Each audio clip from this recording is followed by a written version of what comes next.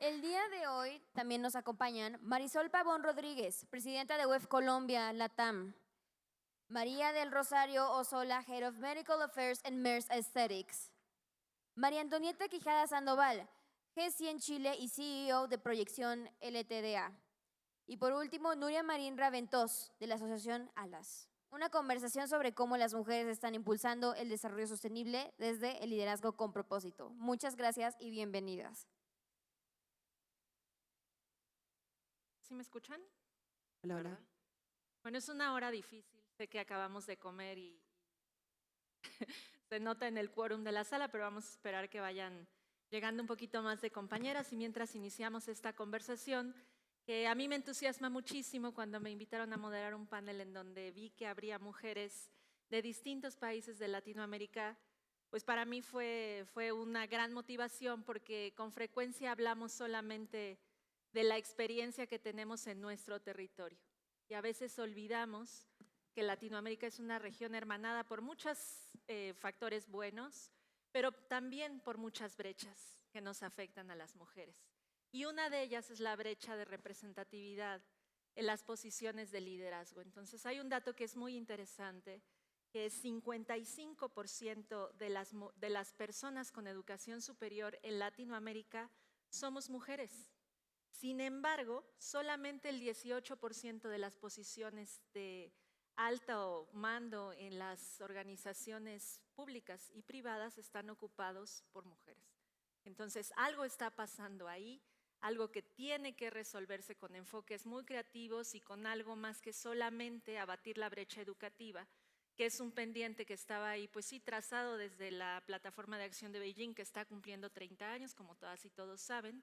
Y yo creo que es de los espacios en los que más éxito hemos tenido, pero no ha sido equivalente el avance en términos de nuestra representación y nuestro ganar terreno en los entornos laborales. Así que yo quiero invitarlas a conversar sobre eso. Todas ellas tienen una experiencia muy amplia que les iré contando poquito a poquito conforme vayamos tejiendo esta conversación, en la que ojalá también haya preguntas de la audiencia. Así que vamos a empezar, si les parece bien, con Marisol. Marisol es una reconocida coach y entrenadora internacional. Tienes mucha experiencia, Marisol, en el trato intercultural y eso yo creo que es una fortaleza tremenda. Y te quiero preguntar justo desde esa experiencia que tú tienes en tu trabajo en Fundasol 126, en territorio. Y aquí esto sí quiero hacer este apunte porque la Ciudad de México se está caracterizando hoy por un gobierno de territorio y no de escritorio, dice nuestra jefa de gobierno Clara Brugada, así que me interesa mucho escuchar y estoy segura de que a la audiencia también, Marisol, tu punto de vista. En un contexto regional marcado por la desigualdad y fragmentación, ¿qué aprendizaje te ha dejado este trabajo que lideras sobre cómo generar cambios sostenibles desde dos conceptos clave? La empatía y la acción social. Adelante, por favor. Y bueno, una invitación a que seamos breves y así puede ser mucho más ligero combinado con la digestión. Bueno, muy buenas tardes para todos, bienvenidos. Me presento formalmente, mi nombre es Marisol Pavón. Hace 10 años tengo un trabajo muy juicioso con mujeres vulneradas en Fundasol 126 y la experiencia de este trabajo en territorio me llevó a comprender que la mujer es la base de la sociedad, que si sanamos a las mujeres, sanamos a la sociedad entera. En nuestro país y en la mayoría de los países de América Latina tenemos una presencia de niños de 7, 8 años intentando quitarse la vida, drogadicción y todas estas cosas que nos encontramos en territorio y vemos que nosotros tenemos la responsabilidad primera de educar a nuestros hijos y les enseñamos a ser felices siendo felices nosotros. Entonces, lo principal que yo siento que es importante cuando hablamos de mujeres de territorio es llevarlas a comprender que si bien tenemos una responsabilidad de cuidar, la responsabilidad no es solo nuestra. Y la primera que debo cuidar es a mí misma. No puedo cuidar a otros si no me cuido a mí misma. Entonces, desde esa experiencia, me parece que la mujer le da ese toque de empatía y de inspiración a este proceso y, por supuesto, es en Latinoamérica. Pues gracias, Marisol, porque además nos traes al tema que es el de la coyuntura específica de hoy. Hoy es el Día de los Cuidados, según lo estableció la ONU, y definitivamente es todavía un desafío desfeminizar el cuidado. Entonces, hablar de corresponsabilidad en el territorio es muy importante y también en las aulas. Y en ese sentido, María Antonieta, tú eres una trabajadora social dedicada a la educación de personas adultas, que debe ser un desafío tremendo y ojalá que nos platiques esa experiencia personal combinada con la respuesta a esta pregunta, que es cómo desde la docencia y la innovación educativa, ¿qué papel juega esta educación en la cultura del liderazgo femenino y equidad en América Latina? ¿Desde cuándo se debería empezar a formar para la equidad? Yo creo que desde la primaria, no sé cómo se dice Primaria, acá. se dice primaria acá. Bueno, perdón, pero contesté inmediato. Muy buenas tardes, me alegro mucho que nos acompañen a pesar de venir del almuerzo, que me imagino que debe ser terrible, así que intentaremos mantenerlas y mantenerlos despiertos. Con respecto a la educación, es un fenómeno estructural. Yo diría que educar, pero educar a la mujer es un paso clave para el liderazgo femenino. Tengo la oportunidad, trabajé por muchos años con jóvenes, pero en mi país el analfabetismo y la falta de terminar la educación básica, preescolar y media, que para nosotros es la que da antes de la universidad, es muy alta. Y fíjense ustedes que las mujeres dejan de estudiar por múltiples cosas. Una de esas es ser cuidadora. Claro. Porque tienen que cuidar a los hermanos, a los padres, a los hijos, a los nietos, y cada vez se van postergando más. Entonces, tenemos mujeres de 60, de 70 años que no han terminado de estudiar. Sin embargo, ellas, solo por cuidar su parte emocional y poder decir en algún momento, mira, yo tengo tal grado de educación, deciden estudiar, pero nadie las apoya.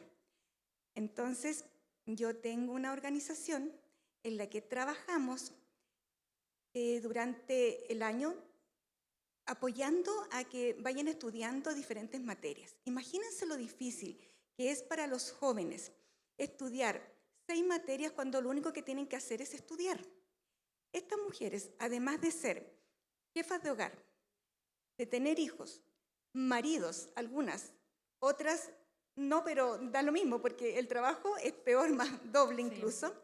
Y las que tienen marido a veces también es peor porque se transforma en un niño más, en que les dicen lo siguiente: no puedes salir, no puedes estudiar si no dejas lavado, planchado, todos comidos, los niños atentos, que no me vayan a molestar. Y ojalá puedas hacerlo un par de horas, o ni siquiera horas, 30 minutos. Nosotros hacemos clases todos los días, de lunes a viernes, desde las 7 de la tarde, para que la mujer deje todo listo, para que nadie la pueda molestar. Terminamos a las 11 de la noche y el día sábado desde las 2 de la tarde hasta las 7 de la tarde, porque también hay que hacer cosas en casa.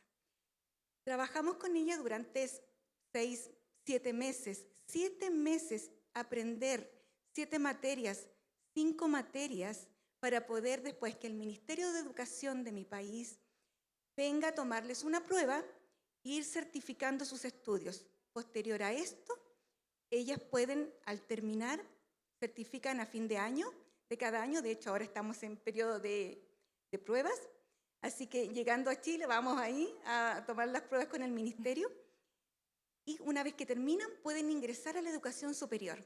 No se imaginan lo significativo que es para nosotros que mujeres que no sabían leer ni escribir estén hoy día en la educación superior y estén estudiando una profesión, hayan podido decirle, después que terminaron y trabajar en una institución: ¿sabes qué? Si tú no me quieres dar permiso a su esposo para salir, para trabajar, pues ándate, porque yo ahora tengo un trabajo y soy una profesional.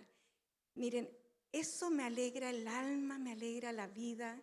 Y yo digo, no ganamos mucho, pero creo que soy, pero definitivamente rica enriquecida, no sé cómo decirlo, porque a lo mejor rica no suena mal, soy rica, ¿no? Sería sabrosa, pero creo. Eso, sabrosa no. Me siento adinerada solo con ver a estas mujeres progresar. Sí, bueno, qué bonito eso y me parece muy pertinente que traigas al Women Economic Forum una noción que tiene que ver con la pobreza de tiempo, porque a veces creemos que la peor pobreza es la del recurso material y no, en el caso de las mujeres ese es justo el principal obstáculo. Y a propósito de Halloween, ¿verdad? Lo que sí está de terror es que nunca tienes tiempo, por ejemplo, para formarte, para desarrollarte. Y si la alfabetización en términos de leer y escribir es escasa en estas comunidades, imagínense lo que será la alfabetización en materia de derechos. Y ahí voy a introducir otra noción con la que quiero conectar con María del Rosario Osola, que tiene que ver con la presión, además, por verte muy bien, ¿no? O sea, tú tienes que cuidar, tienes que atender, tienes que hacerte cargo de toda esa labor doméstica no remunerada, y esto es muy importante, no remunerada, y además te tienes que ver muy bien. Entonces, Mari es una dermatóloga. No puedo hacer mucha más presentación que lo que nos hace su piel, ¿verdad? Aquí sí dice más que 1000 palabras, ahí está clarísimo. Y quiero preguntarte, Mari, desde tu experiencia en el sector médico y estético, ¿qué tan importante consideras que es la seguridad física y emocional de las mujeres para poder ejercer un liderazgo pleno y sostenible? ¿Y cómo se relacionan y cómo se armonizan? Bueno, muchas gracias. Gracias a todos por estar acá. Para mí es un honor estar en este panel hermoso. Y tu pregunta es algo con lo que trabajamos día a día. Tenemos la seguridad física por un lado, que cuando hablamos de tratamientos estéticos, algo que es muy importante educar a las personas es que se hagan con profesionales Sí. que sepan lo que están haciendo. Porque en el afán de tener esta presión por verse más lindos, por tener los labios que tienen que tener, o etcétera, muchas veces eligen el camino que no es el que le da el resultado deseado que necesitan. Y cuando vamos a la parte emocional, la medicina estética hoy en día lo que hace es sacar tu mejor versión. No es un estándar, es cómo te sentís bien vos, qué es lo que necesitas vos para sentirte bien. Y hablando de salud, de emoción, digamos, de la parte emocional, algo con lo que yo trabajo yo hace 2 años y medio, que estoy en MERS Aesthetics, que es un laboratorio a cargo de la educación médica y el manejo de líderes de opinión. Una temática que para mí es como mi compromiso y súper importante es el poder, el liderazgo o el empoderamiento de las mujeres, ya que de todo el grupo de speakers y de líderes que tengo, las médicas, son todas mujeres. Y acá tenemos un gran desafío. Son mujeres exitosas, son lindas, tienen una familia, son buenas personas, y muchas veces eso es difícil si no tenés a alguien que te apoye y te acompañe y no te compita en tu casa. Y muchas veces eso hace que dejen estas carreras espectaculares siendo personas que tienen un futuro que las veo y es brillante. Y bueno, ese es uno de mis grandes trabajos acá en México. Es lograr que, justo lo que acabas de decir, que las responsabilidades sean compartidas y que no exista este recelo, sino que este compañerismo de elegirse y acompañarse a seguir creciendo, sobre todo en estas mujeres que eligen seguir progresando en sus vidas profesionales. Sí, y qué importante eso de la corresponsabilidad y desde cómo lo fraseamos, ¿verdad? No sé, en sus países acá se usa mucho la expresión de me ayuda mucho con los niños. Sí. Es famosa, ¿verdad? Entonces, pues es que son sus niños, ¿no? También son sus hijas y sus hijos. Entonces, ¿cómo podemos modificar desde la manera en que nombramos la realidad? Y ahí, Nuria, pues tú eres una experta porque tienes muchísima experiencia en lo que implica construir narrativas mediáticas. Y esa es la primera pregunta que yo te quiero plantear. Desde Alas, Nuria Marín Reventós dirige la Fundación Alas Y ahí tú has promovido un estilo de liderazgo que se basa en la comunicación y la cultura. Entonces, ¿cómo crees que ese relato mediático, Nuria, puede convertirse en una herramienta efectiva para romper estereotipos de género, que es un poco lo que nos decía ahora Mari, ¿no? Entonces, el estereotipo nos dice, ella no puede ser más exitosa que él. Entonces, mejor se regresa al espacio privado al que la ha confinado, sí, el patriarcado, y hay que decirlo con todas sus letras. Bueno, muy buenas tardes. ¿Cómo están? ¿Despiertas? Ok, muchísimas gracias. Sí, muchísimas gracias a todas las organizadoras, mi panel, que es de lujo, que además ya nos convertimos en amigas. Quiero contarles el sí que cambió mi vida. Cuando, bueno, yo me casé muy joven, de 20 años, encontré el hombre correcto en el momento equivocado, después terminé de estudiar Derecho, nos fuimos a estudiar una maestría.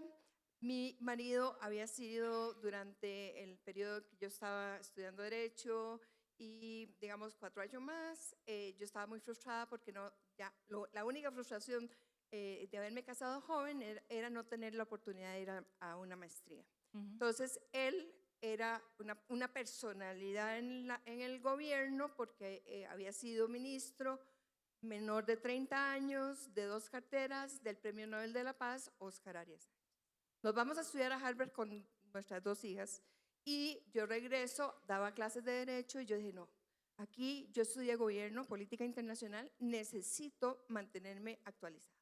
Y entonces le toco la puerta a mi jefe de diplomacia y le dije, no me importa cuándo me pague, pero quiero dar clases de diplomacia, acabo de llegar con este título bajo la mano.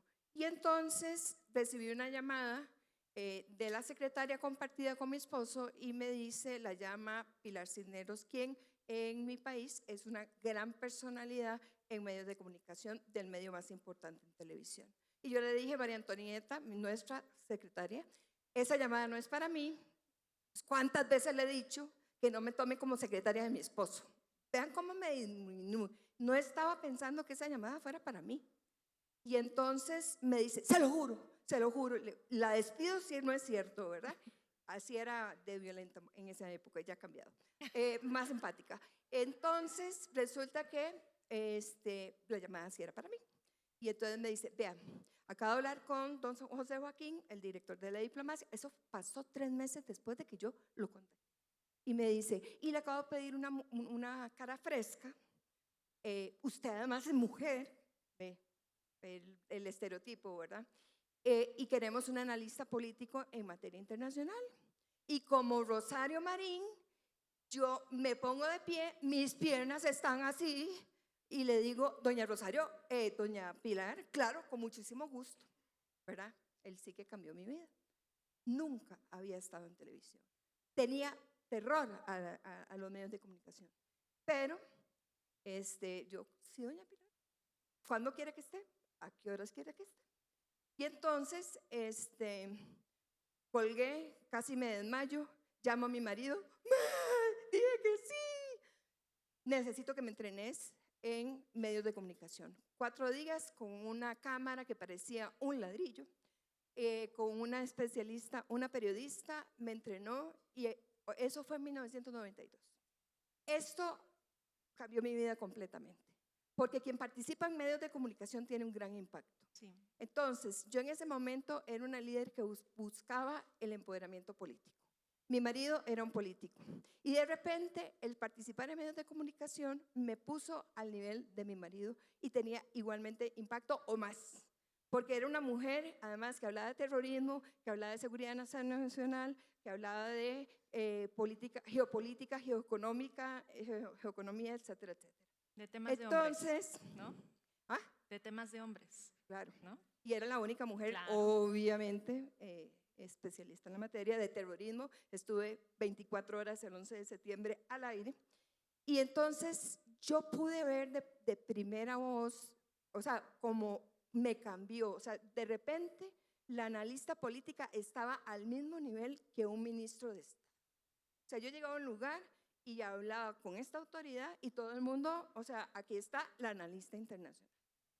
Pasaron los años, 2008, y ya habíamos logrado las cuotas en acción política, ya habíamos logrado la paridad,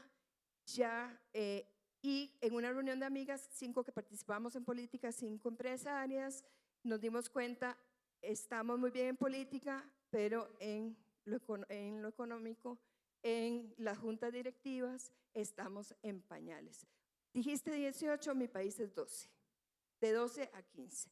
4% presiden las mujeres. Entonces nosotros dijimos, no, aquí vamos a empoderar, visibilizar, que ahí entra el tema mediático, y conectar. Te conté, ahora a la tercera pregunta, te cuento qué hicimos y cómo tenemos grandes casos de éxito hasta llegar a la presidencia del Congreso de mi país, una mujer a las. Fantástico, pues me sorprende mucho esto porque está implícito en tu respuesta, algo que voy a preguntarle a continuación a Marisol. Escucho cuando dices, no creí que la llamada fuera para mí, y eso es súper común. Eso nos pasa muchísimo, se llama síndrome de la impostora. No creí, ¿verdad?, que fuera para mí. Así que Marisol, la pregunta, nos queda poquito tiempo, si hacemos una ronda de respuestas muy breves. La que sigue es, ¿cuál es, justo desde tu experiencia como presidenta de Web Colombia, el que consideras el primer obstáculo que nos ponemos, y sí lo voy a frasear así, nos ponemos las mujeres y nos pone la sociedad para construir nuestro liderazgo? Mira, definitivamente las narrativas excluyentes. Esas creencias, aquí me voy a permitir hablar como programadora neurolingüística, y es todos esos programas heredados que traemos de cómo soy yo la que debo cuidar, soy yo la que debo estar enfrente. Me voy a la pregunta que decía Rosalind esta tarde en este panel, y es, ¿te sientes culpable por irte y dejar a tus hijos solos? Aquí cabría la pregunta de, las que se quedan cocinando y planchando todos los días, ¿se sienten culpables por no salir a buscar otras oportunidades? Y todas hacemos lo mejor que podemos desde las herramientas que tenemos. Entonces, vemos que en América Latina está el cuidado en mujeres, responsabilidad de mujeres entre un 70 y 90%. Entonces, definitivamente el obstáculo más grande son esas narrativas excluyentes, que yo lo llevo a creencias limitantes en cuanto a las responsabilidades y los roles que las mujeres debemos asumir en la sociedad. Muchas gracias. Y María Antonieta, tú tienes muchísima formación académica, entonces quiero preguntarte cuál, porque luego el feminismo o los feminismos, ¿verdad?, ya creemos que porque tenemos este gran cuerpo teórico estamos cambiando la realidad, y no. ¿Cuál es la principal brecha entre eso que conocemos y estudiamos y modificar la realidad? La verdad es que nosotros, cuando estamos en la academia, hablamos mucho de teorías, y solo teorías, no bajamos a la realidad, y la realidad es tan distinta. Por lo tanto, esa brecha para mí es la más significativa y la más compleja, porque cada vez que estamos frente a estudiantes jóvenes, cuando los estamos formando profesionalmente, lo primero que ponemos, si tú no tienes teoría, eres un académico, y si tú no tienes teoría, entonces, perdóname, no eres académico. Tienes que poner la teoría tanto, con el autor tanto, etcétera. Pero cuando nosotros le pedimos a nuestros estudiantes que bajen a la realidad, les cuesta mucho hacerlo, porque obviamente de la teoría a la realidad hay una brecha enorme, y en género, en lo femenino, en lo que trata del posicionamiento femenino de la y de la mujer en general, hay mucha teoría, hay una brecha enorme en la práctica, y es ahí donde tenemos la traba mayor, desde cómo hablamos.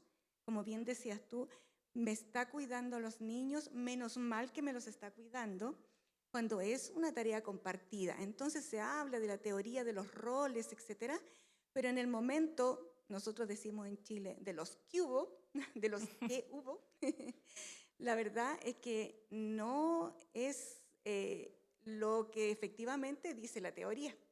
Entonces, esa es la mayor brecha que pienso hoy día desde de lo académico, y desde que estoy en terreno y trabajando con mujeres y viendo la realidad, sé que es la mayor brecha.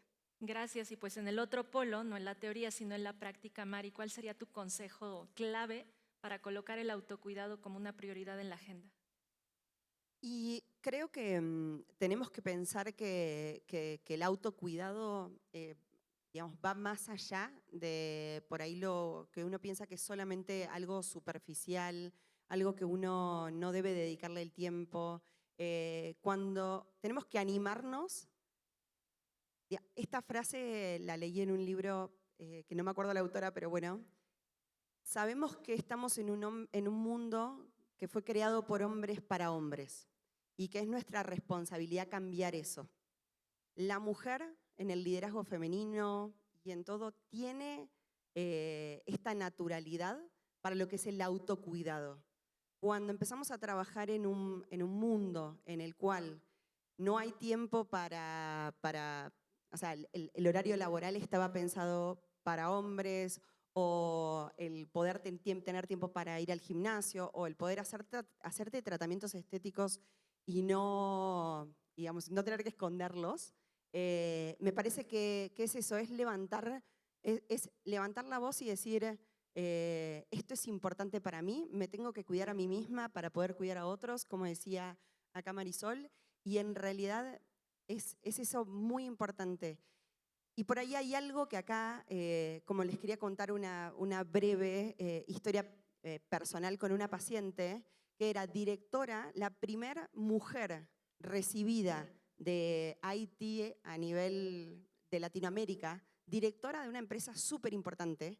Ella en un momento viene y me dice, siento que me van a correr, dirían acá en México, porque ya estoy grande y me veo grande, me van a reemplazar.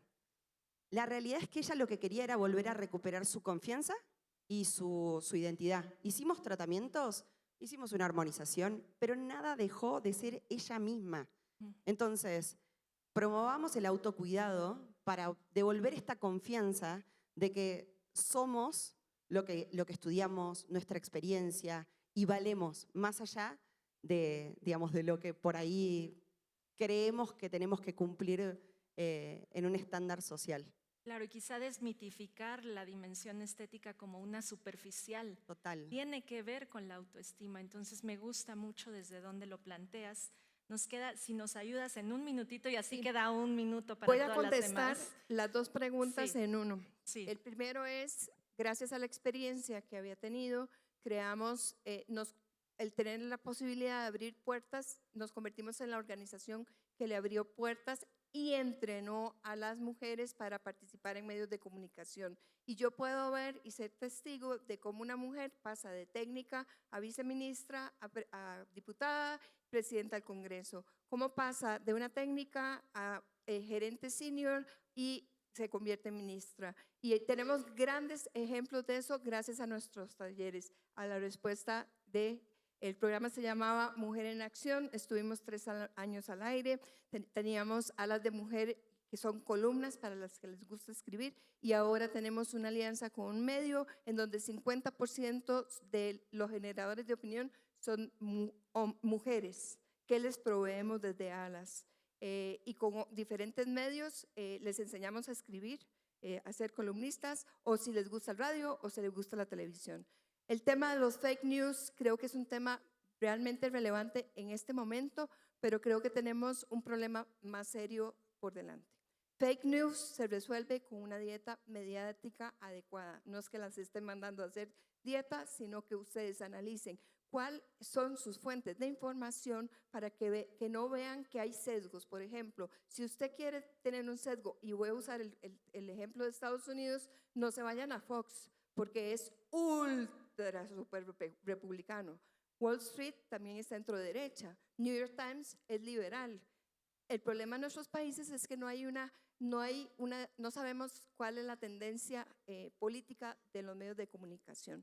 Pero el tema más poderoso de frente es que ya los medios de comunicación no son los únicos jugadores en el media landscape. Disculpen el hablar en inglés. Estamos hablando de redes sociales y, ojo, yo las voy a empoderar para hablar en público, en convertir en mujeres en nuestra organización en mujeres poderosas, pero las tengo que advertir. Esa botella de aceite de oliva se la tienen que poner encima, porque toda la misoginia que existe en el mundo y existe una ideología centro-derecha que cada vez toma más poder en Europa, en Estados Unidos, que pasamos de que antes hablábamos de diversidad e inclusión y los objetivos de desarrollo sostenible para el 2030. Hoy las empresas no pueden contratar con el gobierno de los Estados Unidos si tienen un programa de diversidad e inclusión.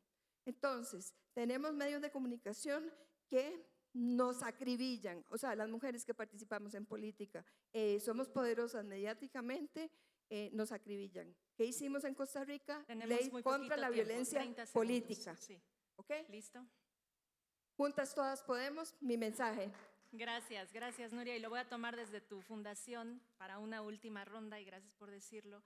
Una palabra que le da alas, a propósito de tu labor, a las mujeres. Solo una y con eso cerramos tu primero, Nuria. Gracias. Nuevamente, juntas todas podemos. Una voz es una voz, 1 millón de voces, gracias a Jardín, es 1 millón de voces. Así es.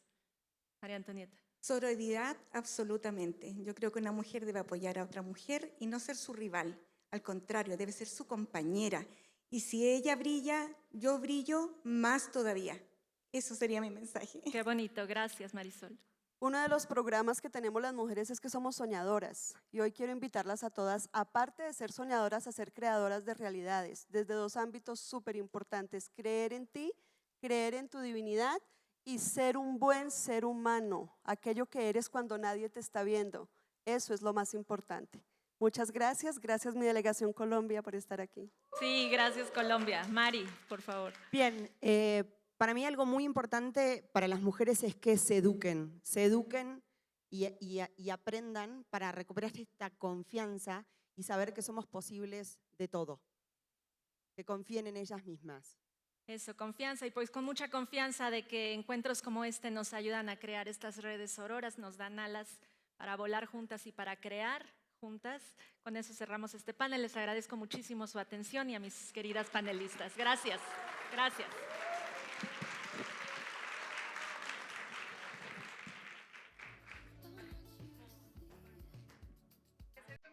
Ay, oye, se fue muy rápido.